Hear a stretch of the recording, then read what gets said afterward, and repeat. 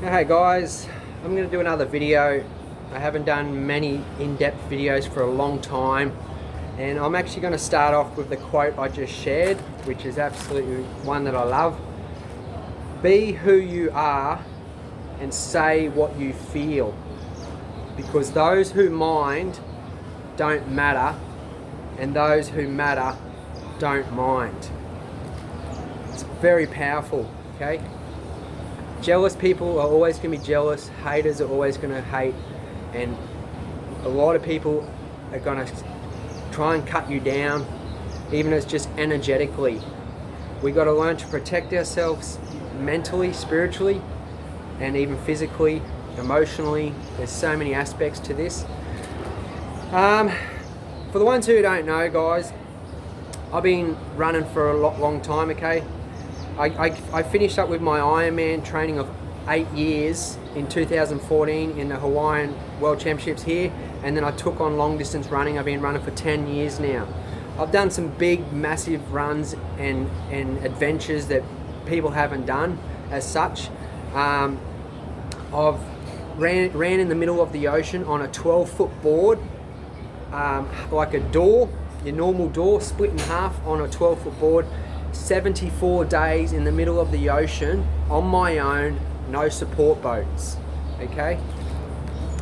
On the flight over here last night, I watched for my second time Usain Bolt's documentary. It's called I Am Bolt. Right at the end, throughout it showed a lot of his struggles and his success, obviously, but his struggles of what he went through personally and emotionally, what he was dealing with, his own demons and stuff, for him to even continue and achieve what he achieved. At the end, I seen, just for his video alone, there was 150 plus people, team he had around him just to do that video. But I guess on a daily basis, the team structure he had was probably 10 to 20 people deep, working behind the scenes constantly. Obviously his coach, his best mate who was there through and through. His best mate could talk to him about anything, tell him openly, honestly, truthfully what he thought, and they come up with strategies and plans, and because that's the problem, guys. It's different when you're running in your 20s. Like I used to race when I was in my 20s, and I just pumped and excited for winning. Chasing that gold medal and that place. And then I finally gave up that and took up long distance running to help charity, to help humanity, because I've seen a lot of problems going on in the world, and I wanted to be that positive solutions, because that's the problem I see with a lot of athletes, competitively, corporations and the Olympics. It's all just for money and sponsors, okay? And you got all these healthy athletes who think they're that healthy, and they eat all this money of organic food, but they don't even care about the quality of their air and the quality of their water for themselves, let alone all these ultra trail runners who have never planted a tree in their life, and the amount of energy for their shoes cost and damage to the planet. So I started running for charities to help out. Even when I was at school, we had this thing called Golden Circle, and you get this pamphlet at school, and you could raise money for this price and this one, and bigger and better. So I always went for not necessarily the biggest one, but the one that I loved the best was, and you go door knocking, you do what you can to raise that money. When I was in the army, I was in Tonga in the Pacific Islands, and we had no hairdresser, so I decided I was doing cutting hair when I was at school, my brothers and friends and whatever else, so I took that on and raised $500, and I gave that money to Red Cross, the local hospital actually. And so I just started doing all this, and I thought, if I keep running for different charities, because I love just helping anybody, and I don't see why not. I can't run for all different kinds of causes. If someone wants to get involved, we've got social media, we've got different ways of doing things, and I can run for 10 people, because I'm running for you. Okay, I'm running for your problems, I'm running for your pain and all that. I don't have that full, strong, structured support behind me. I've got a few good mates who help me out financially, but the nitty and gritty of stuff, down and deep, I don't have that. I don't have the support cars. There's some top runners who have done well even in the past year in Australia. I don't even need to mention nobody's name as such, because they had support cars. And for you to do a full run around Australia, they have 2 support cars, petrol, drivers, paid. There was even one politician who's done this run twice, and he's on the $120-something thousand, $50,000 wage, and all the other runners he had.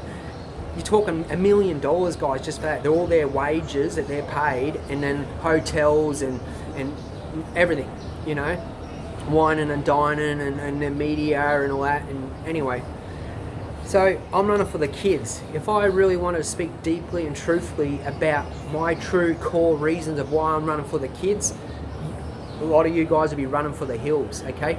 I had a big social media influence. I had 4,500 plus followers, but my reach was big, up to a couple of 100,000 views, and up to millions of views over a period of, say, 6 months, 4 months, whatever.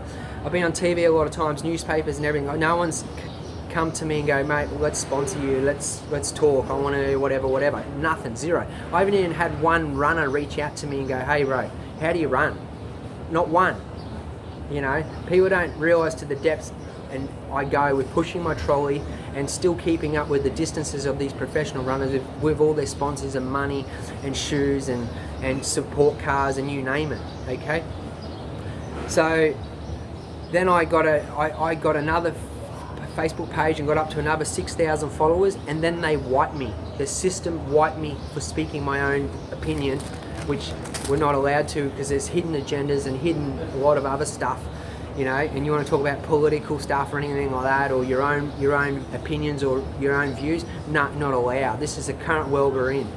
I was just doing a video, well, I didn't even do the video. I was just about to do the video just around the corner, just here, and there's in the public area, you know, cafe here where I'm having a coffee, and there's toilets and everything like that, and there's a volleyball court, and this lady was teaching a kid how to do volleyball. And she come over and go, oh, do you mind not doing that video, filming us and all this? I'm like, what? Come on, you can have a look on my phone, but you're not a police officer anyway. I'm not doing nothing wrong. If you don't like this, go to a private area and do it. You know, now I've been pushed out of my space, but this is the world we're in, guys. Okay? But I seen another video with refugees doing the Olympics. First, I think it was the first refugees ever to do the Olympics, and their struggles of fleeing their countries. So these kids, guys, the next generation of kids, and what they're currently going through with social media, and they're feeling they're missing out, and a lot of people, you know, young kids, I think, trying to be gangsters, and they've got no education, and they're going to get, you know, they're getting themselves in crime and in trouble with the police, and they're going to start to do drugs and trying to be cool. They can't afford these $200-300 Nike shoes. Running is the most cheapest way to do any sport, okay? That's why I've created Roo Runner socks, because all these remote Aboriginal kids are barefoot. The fastest runners in the world are Ethiopian, Kenyans, Terra Mara from Mexico. They're all barefoot. They don't need these expensive shoes, but barefoot running is so painful, and it's 300% pain. And it's not trendy because there's no colours and cool things to compliment on, and I like your hat and all this, and you know, the latest shoes and the marketing and all that. So that's why no one does it, and the pain threshold's high. So if I can prove it to you guys, I can obtain and pull off the same distances and just as close to people in running shoes. Even though one guy, even from Africa, won quite a few marathons, all barefoot. But no one wants to do it because they want to take the easy way out, take the comfort out, want the sponsors, want the easy, you know, all that kind of stuff. Not do it for the right core reasons, and leave a legacy for the next generation of kids. And they need our help. They need us adults to come together, unite, be the voice, try and help prevent suicide, prevent kids going down the wrong path of drugs, have positive role models with the right values and morals and all that kind of stuff. And I need your guys' help. I need your help with, you know, filming and structure or the business side. I'm trying to keep on running and trying to do this, but you know, I've got a drone. I can't run and drone. I've got a sewing machine. I need help. So if any ladies out there, I need a ladies to be buffer between me and kids, and I need that feminine role model there too, to then she can take the girls and run with the girls and talk emotionally and spiritually and about trauma and stuff like that. There's so much to running or sports or out that you use as an outlet to help overcome difficult times. So anyway, so much I could talk to more about this, but I'll just leave it now because it's getting on with the video. But just wanted to share that with you guys, and a lot of you are going through some tough times. I want to let you know I'm running for you guys, okay? You know, but anyway, blessings to you all. Thank you very much. God bless.